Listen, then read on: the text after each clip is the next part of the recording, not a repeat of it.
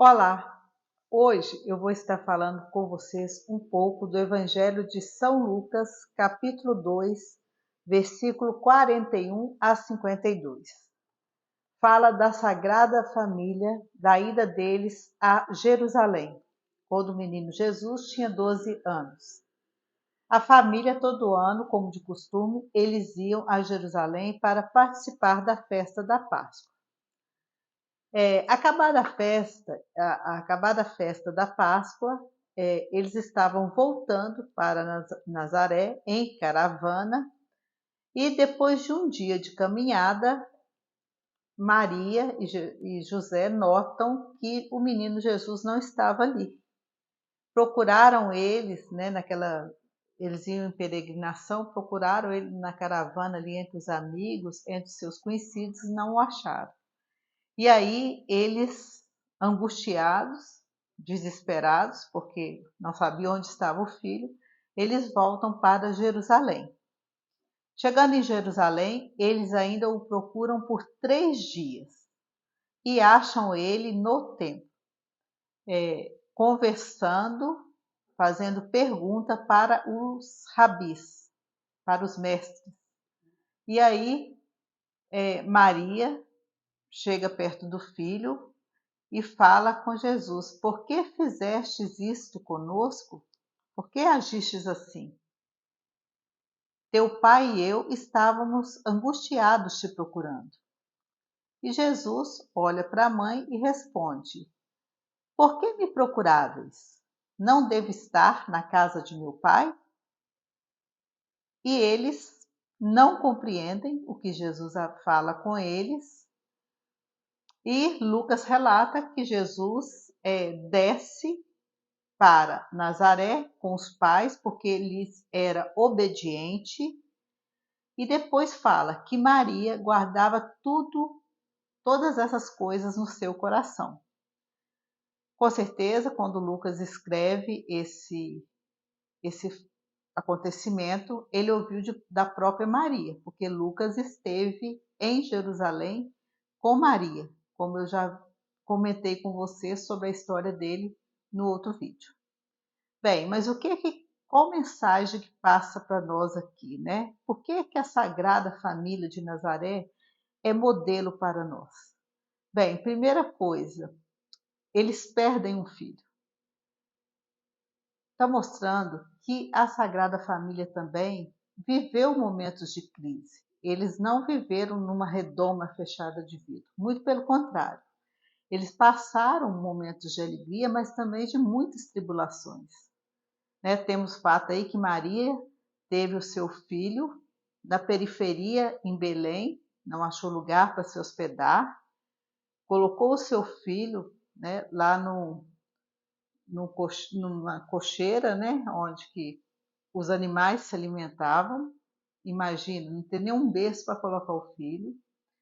Também se alega quando os pastores contam para eles, o anúncio dos anjos, mas passou por sofrimentos. Depois quando eles vão apresentar Jesus lá em Jerusalém no templo, ela ouve a profecia de Simeão, e Simeão fala com ela que uma espada transpassaria a sua alma. Imagina uma mãe ouvir isso, né? Por quê?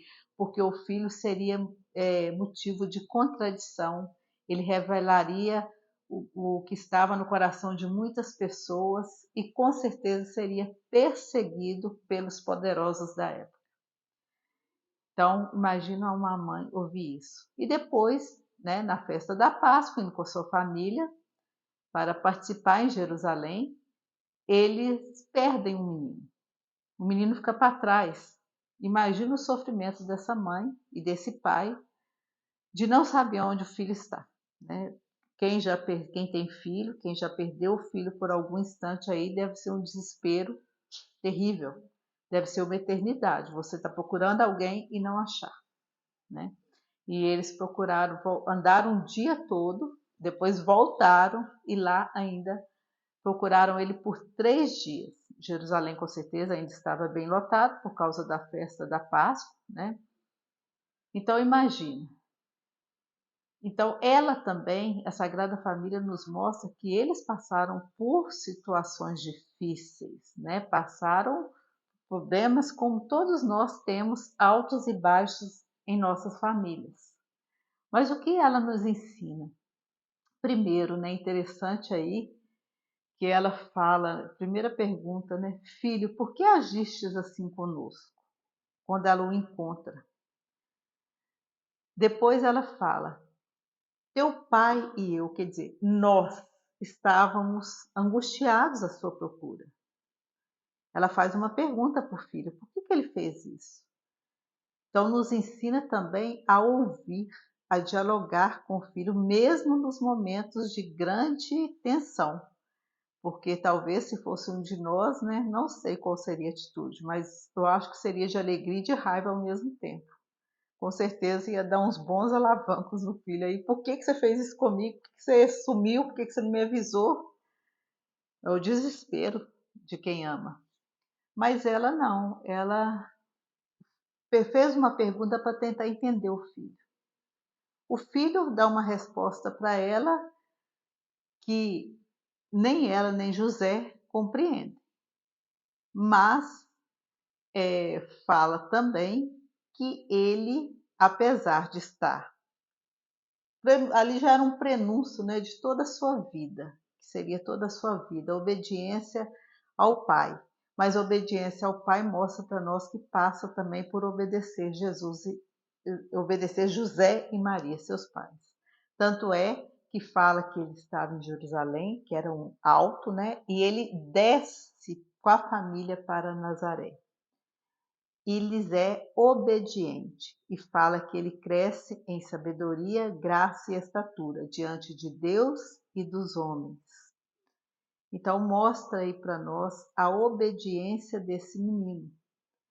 Outra coisa interessante que ele esperou de 12 a 30 anos, 18 anos, para começar a sua vida. Ali, quando fala desce para Jerusalém, ele voltou para a sua vida comum, né? Trabalhando de oração, convivendo ali com as pessoas da aldeia, ali onde ele morava. Depois ele perde o pai e tem que cuidar da mãe, né? Então, ele levou uma vida cotidiana, normal, igual a minha, a sua, ali. E só com 30 anos que ele começa a sua missão. Incrível também esse número 3, como chama a atenção, né? Vocês observam que fala que eles procuraram o filho por 3 dias. Também 3 dias foi o tempo que Jesus, né, quando passa pela sua morte e ressurreição, ele 3 dias ele gasta para ressuscitar. Também ele passa 3 anos em missão, de 30 a 33 anos. E 3 horas da tarde ele dá a última respiração na cruz, quando ele foi crucificado. E também o 3 nos lembra a Santíssima Trindade, Pai, Filho e Espírito Santo. Bem, mas voltando aí um pouco, né, nessa Sagrada Família de Nazaré, então o que está nos mostrando? Que Jesus, ele era obediente, era um filho que obedecia os seus pais aqui na terra, Maria e José. Outra coisa também interessante que nos faz refletir aí da Sagrada Família, né? Que Maria fala que ela não compreendeu a fala dele, mas ela guardou tudo em seu coração. E quando fala que ela guarda essas coisas em seu coração, porque muitas vezes também acontecem fatos na nossa família, talvez com nossos filhos, com nosso esposo, que a gente não entende. E aí Maria nos ensina a guardar em seu coração. Nem tudo a gente vai compreender. E aí depois ela meditava, ela refletia, ela se colocava em oração até ela conseguir entender aquilo que aconteceu lá atrás. Muitas vezes é o que acontece com a gente também, né? Tem fatos que acontecem na vida da gente que você não entende, mas passa algum tempo você tem a resposta. Então, eu estava lendo o Papa Francisco aqui também, e o Papa Francisco nos fazendo, né, o comentário dessa Sagrada Família de Nazaré, que é um modelo de família para nós cristãos, a gente deve se inspirar neles.